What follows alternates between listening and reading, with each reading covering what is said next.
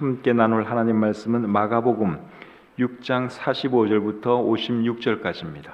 예수께서 즉시 제자들을 재촉하사 자기가 무리를 보내는 동안에 배 타고 앞서 건너편 벳세다로 가게 하시고 무리를 작별하신 후에 기도하러 산으로 가시니라. 저물매 배는 바다 가운데 있고 예수께서는 홀로 무태에 계시다가 바람이 거스름으로 제자들이 힘겹게 노젓는 것을 보시고 밤 사경쯤에 바다 위로 걸어서 그들에게 오사 지나가려고 하심에 제자들이 그가 바다 위로 걸어오심을 보고 유령인가 하여 소리 지르니 그들이 다 예수를 보고 놀람이라. 이에 예수께서 곧 그들에게 말씀하여 이르시되 안심하라 내니 두려워하지 말라 하시고 배에 올라 그들에게 가시니 바람이 그치는지라. 제자들이 마음에 심히 놀라니 이는 그들이 그 떡 떼시던 일을 깨닫지 못하고 도리어 그 마음이 둔하여 졌음이러라. 건너가 게네사렛 땅에 이르러 대고 배에서 내리니 사람들이 곧 예수신 줄을 알고 그 온 지방으로 달려 돌아다니며 예수께서 어디 계시다는 말을 듣는 대로 병든 자를 침상째로 메고 나오니 아무데나 예수께서 들어가시는 지방이나 도시나 마을에서 병자를 시장에 두고 예수께 그의 옷 가에라도 손을 대게 하시기를 간구하니 손을 대는 자는 다 성함을 얻으니라. 아멘. 오늘은 마가복음 6장 45절부터 56절까지의 말씀을 본문으로 해서 하나님께서 우리에게 어떤 말씀을 하시는지 생각해 보기를 원합니다. 본문은 예수님께서 떡 5개와 물고기 2마리로 많은 사람을 먹이신 기적 뒤에 일어난 일을 기록한 말씀입니다. 오병이어의 기적이 있고 난 뒤에 예수님은 제자들로 하여금 빨리 그곳을 떠나 바다 건너편으로 가게 하셨습니다. 45절을 보겠습니다. 예수께서 즉시 제자들을 재촉하사 자기가 무리를 보내는 동안에 배 타고 앞서 건너편 벳세다로 가게 하시고, 이 말씀 보니까 예수님께서 즉시 제자들을 재촉하사 제자들을 배 타고 바다 건너편으로 가라고 말씀을 하셨다. 그렇게 말씀을 하고 있죠. 왜 그렇게 하셨는가 하면 사람들이 예수님을 왕으로 만들려고 했기 때문에 그렇습니다. 요한복음 6장 14절과 15절을 보시면 알 수 있습니다. 그 사람들이 예수께서 행하신 이 표적을 보고 말하되 이는 참으로 세상에 오실 그 선지자라 하더라. 그러므로 예수께서 그들이 와서 자기를 억지로 붙들어 임금으로 삼으려는 줄 아시고 다시 혼자 산으로 떠나 가시니라. 오병이어의 기적을 베푸시니까 사람들이 어떻게 생각했는가 하면 저분을 우리의 왕으로 모시면 먹고 사는 문제는 다 해결이 되겠다, 그렇게 생각을 한 겁니다. 그래서 억지로 예수님을 왕으로 만들려고 했습니다. 근데 예수님은 그런 왕 되려고 이 땅에 오신 분이 아니시죠. 그래서 제자들로 하여금 빨리 배를 타고 건너편으로 가게 하시고 그리고 사람들 돌려보내고 자기는 산으로 기도하러 가셨다. 오늘 이 본문이 그렇게 말씀을 하고 있습니다. 예수님은 하나님이기 때문에 기도 안 해도 되는 분 아닙니까? 오늘 46절에 보면 무리를 작별하신 후에 기도하러 산으로 가시니라. 예수님은 굳이 기도 안 해도 될 분 같은데 하나님이시니까. 그런데 예수님은 기도하러 산으로 가셨다, 그렇게 말씀을 하고 있습니다. 예수님이 왜 기도를 하셨을까요? 예수님은 하나님이셨지만 동시에 인간이셨기 때문에 기도할 필요성을 느끼셔서 기도하러 가신 것입니다.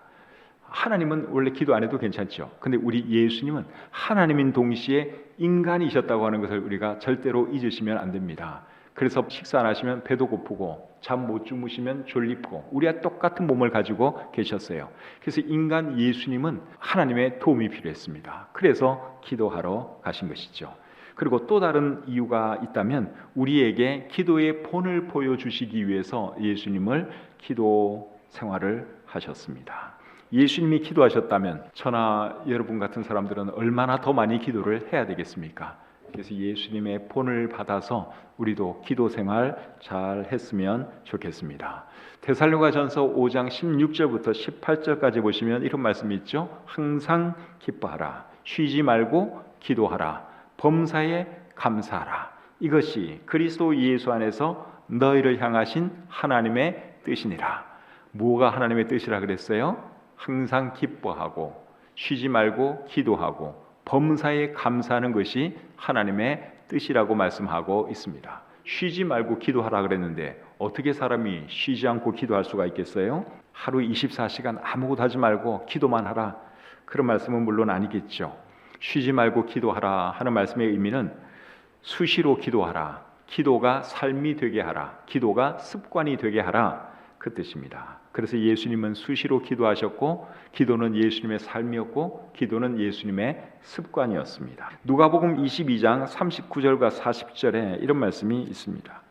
예수께서 나가사 습관을 따라 감람산에 가시매 제자들도 따라갔더니 그곳에 이르러 그들에게 이르시되 유혹에 빠지지 않게 기도하라 하시고, 예수님께서 습관을 따라 감람산에 가셨다, 그렇게 말씀을 하고 있는데 습관적으로 감람산을 찾으신 이유가 결국 뭐였습니까? 기도였죠.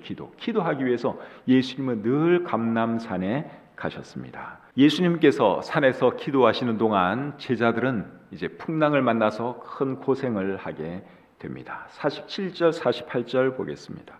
저물매 배는 바다 가운데 있고 예수께서는 홀로 무태 계시다가 바람이 거스름으로 제자들이 힘겹게 노젓는 것을 보시고, 예수님이 열심히 산 위에서 기도하는 동안 제자들은 풍랑을 만났습니다. 그 풍랑 때문에 엄청난 고생을 하게 됩니다.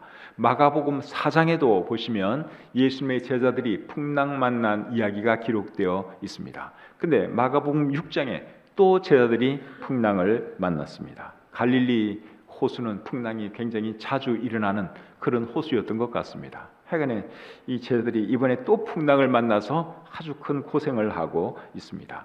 마가복음 4장에서는 예수님이 배 안에라도 계셨는데 지금은 예수님이 배 안에 계시지도 않습니다.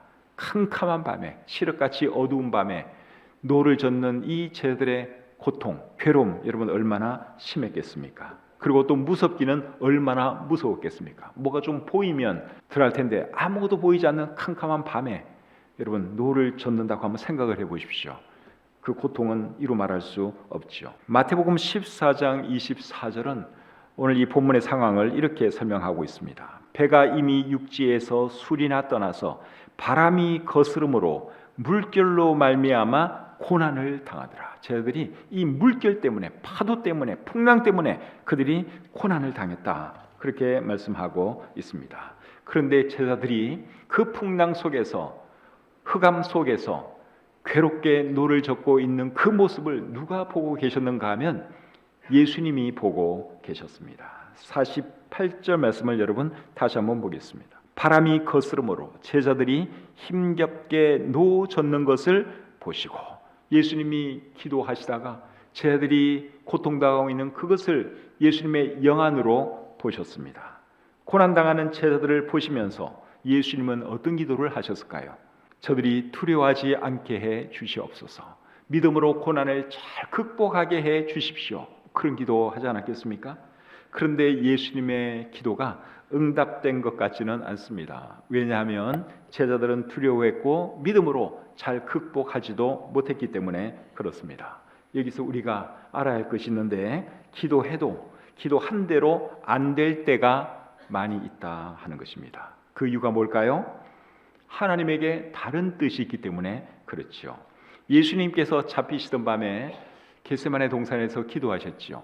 근데 그 기도도 사실은 예수님께서 원한 대로 이루어지지 않았습니다. 예수님께서 원한 것은 죽음의 잔이 예수님을 지나가는 거였어요. 근데 예수님은 그 잔을 결국 마셔야 했죠. 그래서 십자가에 달려 돌아가시고 말았습니다. 인간 예수님께서 원하신 대로는 안 이루어졌지만 하나님께서 원하신 대로는 이루어졌습니다. 그래서 우리가 기도할 때 잊지 말아야 할 것이 뭔가 하면, 내가 원하는 것보다 더 중요한 것은 하나님이 원하시는 것이다. 내 뜻보다 더 중요한 것은 하나님의 뜻이다. 그것을 우리가 절대로 잊으시면 안 됩니다. 그래서 예수님께서 겟세마네 동산에서 기도하실 때 기도 마지막 부분에 뭐라고 말씀을 하셨죠? 내 원대로 마시옵고 아버지의 원대로 되기를 원합니다. 예수님이 그렇게 기도를 하셨죠.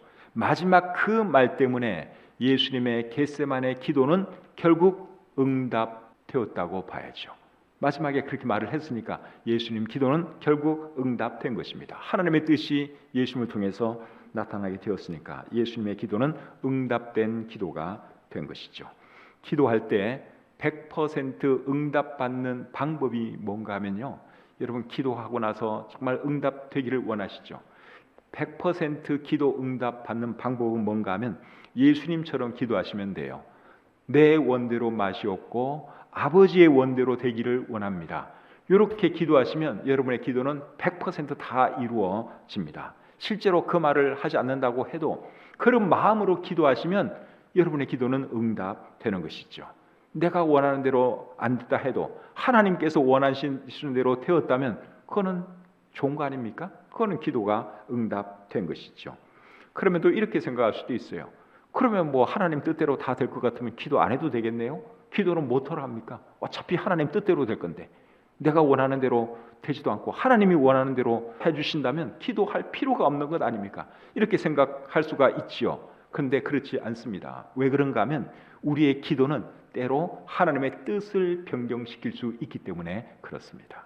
출애굽기 32장 14절을 보겠습니다. 여호와께서 뜻을 돌이키사 말씀하신 화를 그 백성에게 내리지 아니하시니라. 하나님께서 모세가 간절히 기도하니까 하나님의 뜻을 돌이키셨어요. 그래서 이스라엘 백성을 멸망시키지 아니하셨다. 그렇게 말씀을 하고 있습니다. 원래 하나님의 계획은 이스라엘 사람들 다 쓸어버리는 거예요. 우상 숭배하고 악한 이 이스라엘 백성들 싹 다 죽여버리는 거예요.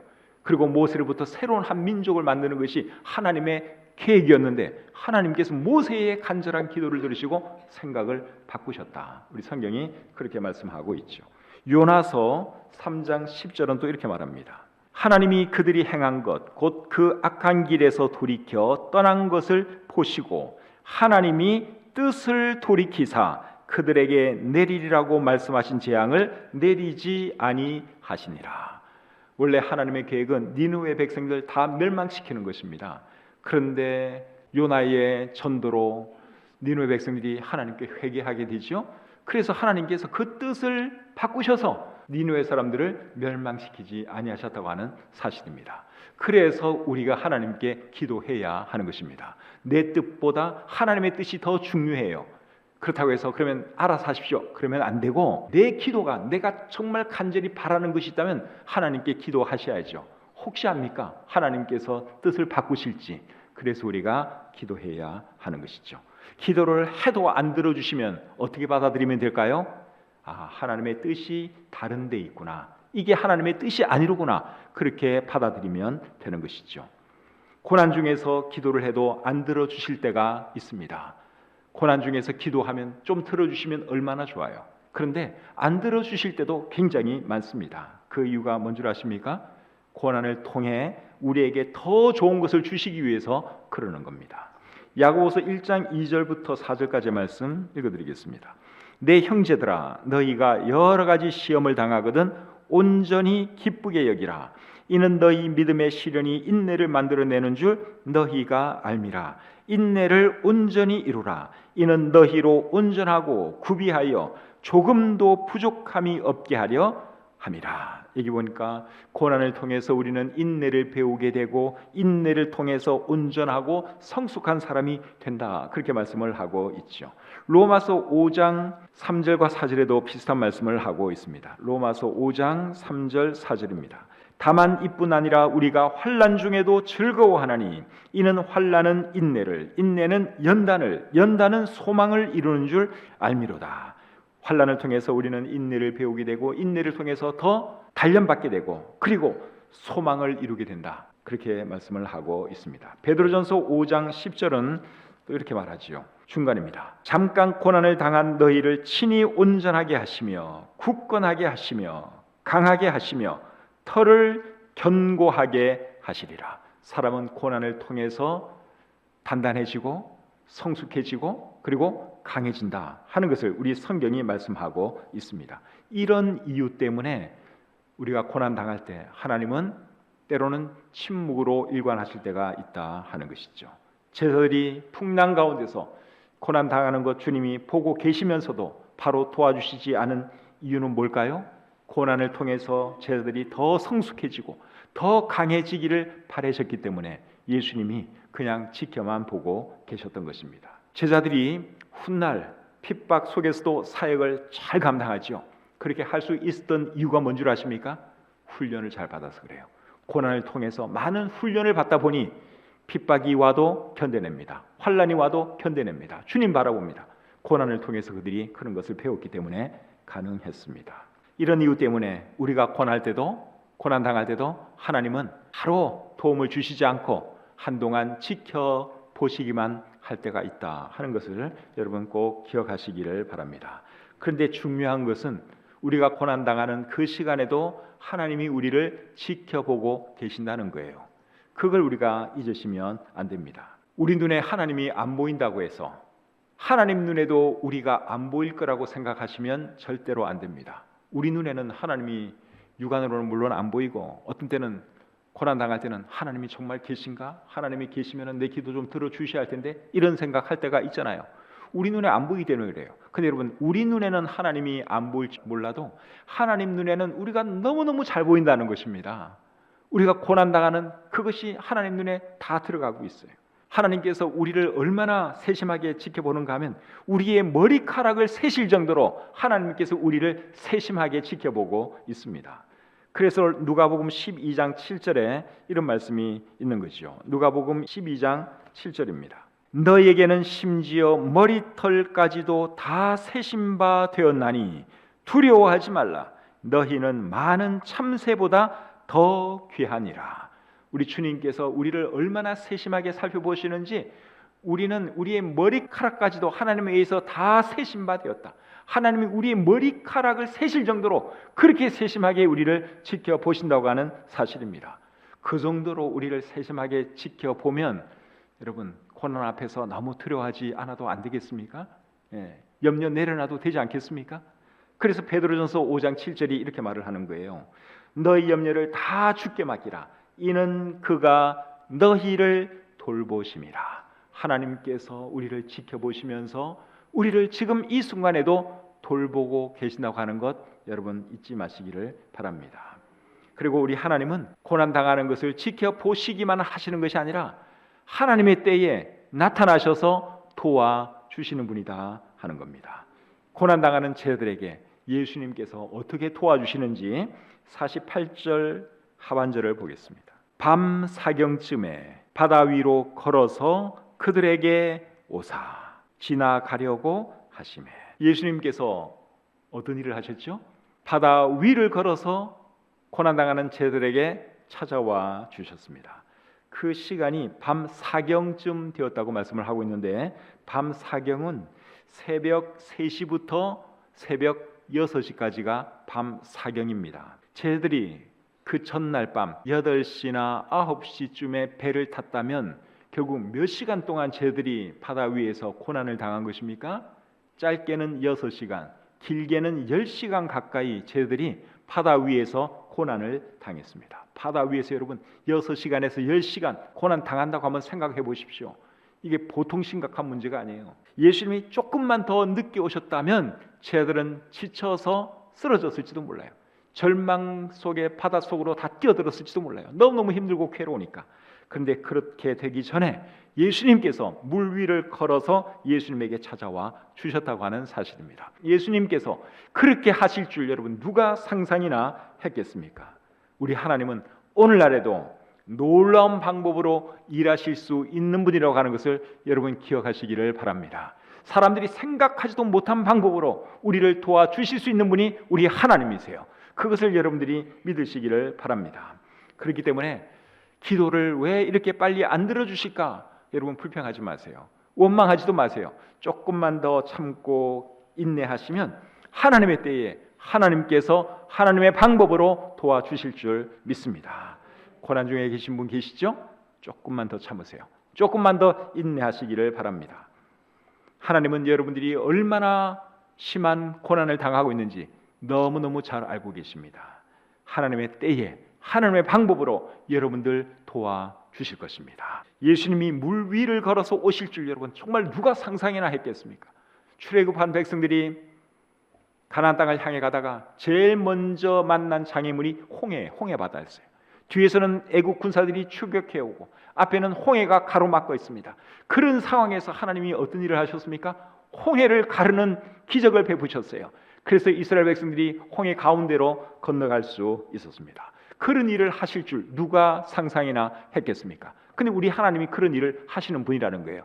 생각지도 못한 방법으로 우리의 문제를 해결해 주시고 우리의 고난을 해결해 주신다고 하는 사실이죠. 물 위를 걸어서 오시는 예수님을 보고 제자들이 어떤 반응을 보였는지 48절 끝부분부터 다시 한번 보겠습니다. 지나가려고 하심에 제자들이 그가 바다 위로 걸어오심을 보고 유령인가 하여 소리 지르니 그들이 다 예수를 보고 놀랍니다. 예수님이 물 위를 걸어서 제자들에게 오니까 그것을 보고 제자들이 어떻게 생각했는가 하면 유령이라고 생각을 했어요. 그래서 그 모습을 보고 기절초풍했습니다. 소리를 지르고 난리가 났습니다. 근데 이 장면을 가만히 상상해 보면 저와 여러분들도 충분히 그랬을 것 같습니다.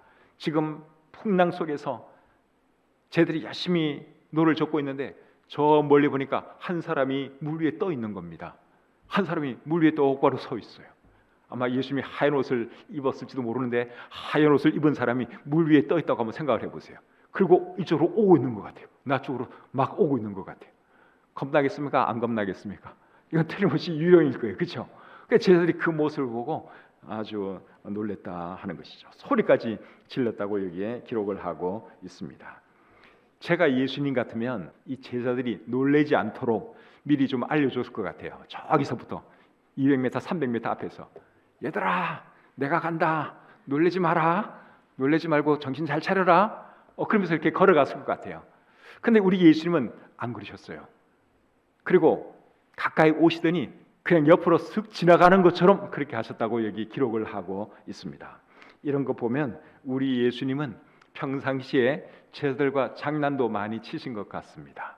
성경을 가만히 읽어보면 우리 예수님은 굉장히 해학이 있으시고 유머도 있으신 그런 분 같습니다. 예수님의 제자 중에 야고보와 요한 이 두 제자는 성격이 진짜 먹 같은 사람들인데요. 이 사람들 별명을 예수님이 뭐라고 붙여주셨죠? 우레의 아들. 성격이 먹 같으니까 그렇게 붙여주는 거예요. 야, 너희들은 보니까 우레의 아들이다 이놈들아. 예수님이 그렇게 말씀을 하신 거죠. 그리고 어떤 사람이 예수님 따르겠다고 찾아오니까 예수님이 뭐라고 말씀하시면서 돌려보냈죠? 여우도 굴이 있고 공중의 새도 집이 있지만 나는 머리 둘 곳도 없어. 그러면서 돌려보내셨어요. 굉장히 유머가 넘치시죠? 이런 분이 우리 주님이세요. 제자들이 두려워하는 것을 보고 예수님이 뭐라 그러시는지 50절 하반절 보겠습니다. 이에 예수께서 곧 그들에게 말씀하여 이르시되 안심하라 내니 두려워하지 말라 하시고 예수님께서 제자들에게 자신이 예수님인 것을 알려주었습니다. 두려워하는 그들에게 안심하라 나다 두려워하지 말라 예수님이 말씀하셨습니다. 유령이었다고 생각한 그 존재가 예수님인 것을 알고 제자들은 안도의 한숨을 내쉬었습니다. 그리고 예수님께서 배에 오르시니까 그 풍랑이 순식간에 잠잠해졌지요. 51절 보겠습니다. 배에 올라 그들에게 가시니 바람이 그치는지라. 조금 전까지만 하더라도 배를 삼킬듯이 일던 그 파도가 순식간에 잠잠해졌습니다. 바람이 순식간에 멎었습니다. 그때 제자들은 얼마나 참 안도의 한숨을 쉬었겠어요. 이제 살았다. 정말 감사하다. 그렇게 생각을 했을 겁니다. 마태복음에 보시면 제자들이 배에 오르신 예수님에게 절을 했다고 기록을 하고 있습니다.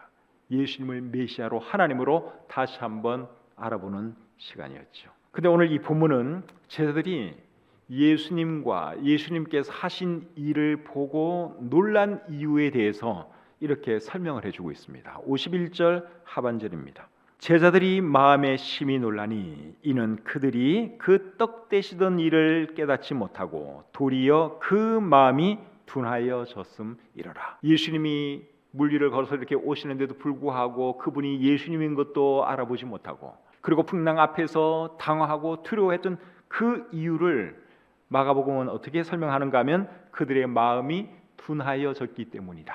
그렇게 말씀을 하고 있습니다. 우리가 고난 당할 때 두려워하고 염려하는 것도 사실은 똑같은 이유 때문입니다. 우리의 마음이 둔해져 있기 때문에 염려하는 거예요. 두려워하는 거예요. 우리가 살아온 날들을 돌아보면 하나님께서 우리에게 놀라운 일들 참 많이 행해 주시지 않았습니까? 도저히 해결할 방법이 없는 것 같은데 결국 돌아보면 하나님께서 다 도와주시고 다 해결해 주셔서 우리가 이 시간까지 살아온 겁니다. 근데 어려운 일을 닥치면 또 당황합니다. 또 염려합니다. 또 고민합니다. 지나간 일 다 까먹었어요. 하나님께서 과거의 나를 어떻게 도와주셨는지 다 잊어먹어요. 우리의 마음이 둔해져 있기 때문에 그러는 거예요. 그래서 여러분, 우리가 환난 앞에서도 이렇게 당황하지 않고 두려워하지 않으려면 어떻게 해야 되느냐? 말씀 생활을 잘하셔야 됩니다. 말씀 생활을 잘하는 사람은 마음이 둔해지지를 않아요. 늘 말씀 읽고 말씀 듣고 하다 보면 하나님이 어떤 분인지 우리가 잘 배우게 되죠. 또 이 말씀을 통해서 수시로 하나님께서 우리에게 말씀해 주시죠. 그러니까 우리의 마음이 늘 하나님께로 가 있을 수 있고 우리의 마음이 늘 하나님에서 아주 민감할 수가 있어요. 근데 하나님 말씀 듣지도 않고 읽지도 않고 예배 생활도 제대로 안 하고 그러면 고난이 닥쳐오면 그건 이제 다른 방법이 없는 거예요. 그냥 고스란히 여러분 스스로 그 모든 고난을 안고 통과해야 하는 것입니다. 그래서 우리가 평상시에 말씀 생활, 예배 생활, 기도 생활을 잘 해야 하는 것입니다. 승리하는 삶을 살기 위한 비결은 다른 거 아니에요. 말씀 생활 잘 하시고 예배 생활 잘 하세요. 그러면 여러분 고난이 와도 하나님 말씀이 나를 위로해 줘요. 하나님이 어떤 분인가를 내가 말씀을 통해서 너무 잘 배웠기 때문에 하나님을 의지하게 되고 내 시선이 문제에게 가지 않고 하나님께로 가는 거죠. 그러면서 하나님의 위로를 받으면서 그 고난을 잘 통과하게 되는 것입니다. 그래서 저와 여러분들이 말씀 생활 더 잘하시고 예배 생활 더 잘하셔서 언제 어떤 어려움이 닥친다 하더라도 여러분 당황하지 말고 우리가 믿음으로 잘 극복해 나갈 수 있기를 주님의 이름으로 축복합니다. 이제 배가 목적지에 도착했어요. 목적지에 도착했더니 많은 사람이 예수님을 찾아왔습니다. 53절부터 55절 보겠습니다. 건너가 게네사렛 땅에 이르러 대고 배에서 내리니 사람들이 곧 예수신 줄을 알고 그 온 지방으로 달려 돌아다니며 예수께서 어디 계시다는 말을 듣는 대로 병든 자를 침상째로 메고 나오니. 여기 보니까 예수님께서 오셨다는 말을 듣고 사람들이 어떻게 합니까? 병든 자를 찾아서 다 예수님께로 데리고 왔습니다. 어떤 병자는 침상에 누워있는 채로 예수님께 데리고 왔습니다. 병든 자들을 데리고 온 이 사람들이 여러분 정말 귀하지 않습니까? 제가 볼 때는 너무너무 귀해 보여요. 55절에 보니까 그 온 지방으로 달려 돌아다니며 예수께서 어디 계시다는 말을 듣는 대로 병든 자를 침상째로 메고 나왔다. 그렇게 말씀을 하고 있습니다. 온 동네방네 돌아다니는 거예요. 아픈 사람을 찾는 거예요. 스스로 나올 수 없는 사람들을 데리고 와 주기 위해서 이 사람들이 돌아다니면서 온 지방으로 달려 돌아다니면서 병자들을 예수님께 데리고 나왔다. 이렇게 말씀을 하고 있죠. 얼마나 귀한 사람들인지 모릅니다. 방금 읽은 이 말씀은 사실 앞에 있는 큰 사건 때문에 이 말씀은 좀 가려져 있는 그런 경향이 있어요. 앞에 풍랑만한 제자들에게 물 위를 걸어오시는 예수님 이야기도 우리가 너무너무 잘 아는 이야기죠. 그 앞에는 물고기 2마리와 떡 5개로 수많은 사람을 먹이는 또 대사건이 거기에 기록되어 있습니다. 그런 큰 사건들 뒤에 오늘 이 말씀이 잠깐 기록되어 있는데 이 말씀을 자세히 들여다보면요, 이 사람들이 얼마나 귀한 사람들인지 몰라요. 정말 이 사람들 때문에 많은 사람들이 병고침을 받고 온전한 사람이 되어서 참 행복하게 살 수 있었다 하는 것이죠. 56절 말씀을 또 보겠습니다. 아무데나 예수께서 들어가시는 지방이나 도시나 마을에서 병자를 시장에 두고 예수께 그의 옷가에라도 손을 대게 하시기를 간구하니 손을 대는 자는 다 성함을 얻으니라. 정말 많은 사람들을 데리고 왔어요. 그리고 예수님이 너무너무 바쁘면 그저 옷에라도 손 한번 대게 해달라고 그렇게 허락을 받고 그렇게 했더니 그렇게 한 사람들은 다 나음을 받았다. 본문이 그렇게 말씀하고 있습니다. 오늘 이 본문에서 이 아픈 사람들 데리고 나온 이 사람들을 보면서 우리가 이런 사람이 되어야 하지 않겠는가 하는 생각을 해보게 됩니다. 예수님은 모든 병과 죽음의 원인인 죄 문제를 해결해 주시기 위해서 이 땅에 오신 분이죠. 근데 그 사실을 알지 못하는 사람이 너무 많아요. 그런 사람들을 우리가 예수님께로 데리고 나와야 할 줄 믿습니다. 예수님이 어떤 분인지 그들에게 설명해 줄 필요가 있습니다. 그들이 예수님을 받아들이도록 우리가 도와줄 필요가 있습니다. 그분들을 교회로 모실 필요가 있습니다. 오늘 이분들이 그렇게 한 것처럼 온 지방으로 달려 돌아다니며 아픈 사람들을 예수님께 데리고 온 것처럼 구원받아야 할 사람들, 그런 사람들을 우리가 주님께로 데려올 수 있기를 바랍니다. 그리고 여러분 중에 아직 예수님 믿지 않고 있는 분이 계시면 여러분도 꼭 예수님을 받아들일 수 있기를 바랍니다. 사람이 병들고 죽는 이유는 죄 때문에 그런 거예요. 죄 때문에 사람들이 병도 들고 결국 죽게 되는 것입니다. 그런데 예수님께서 저와 여러분들의 죄값을 대신 지불하시기 위해서 이 땅에 오셨고 십자가에 달려 돌아가셨죠. 그래서 누구라도 그 예수님을 받아들이면 죄 사함 받을 수 있고 새 생명을 얻을 수 있고 하나님의 자녀가 될 수 있습니다. 사실은 예수님이 그 일 해주시려고 이 땅에 오신 거예요. 물리를 걷고 병든 사람들 고치고, 그게 예수님께서 오신 목적은 아니에요. 근데 예수님이 하나님이시고 능력이 있는 분이니까 이제 이런 일들을 하셨지만, 예수님이 진짜 이 땅에 오신 목적은 죄로 인하여 죽어가는 사람들을 구원해 주시기 위해서 이 땅에 오셨습니다. 그리고 저와 여러분들이 그 예수님을 받아들여서 구원받았죠. 그런데 아직 우리 주변에는 예수님을 모르는 사람이 너무나 많다는 거예요. 예수님이 이 땅에 다녀가셨는데, 하나님이 이 땅에 다녀가셨는데, 하나님이 다녀가신 것을 모르는 사람들이 너무나 많아요. 그분들에게 예수님이 하나님이라고, 예수님 믿어야지 죄 문제 해결받을 수 있고 구원받을 수 있다고 우리가 전하면서 살아갈 수 있기를 바랍니다. 그리고 아직 예수님 믿지 않는 분 계시면 꼭 늦기 전에 예수님 믿고 구원받고 천국 소망 가지고 사시기를 우리 주님의 이름으로 축복합니다.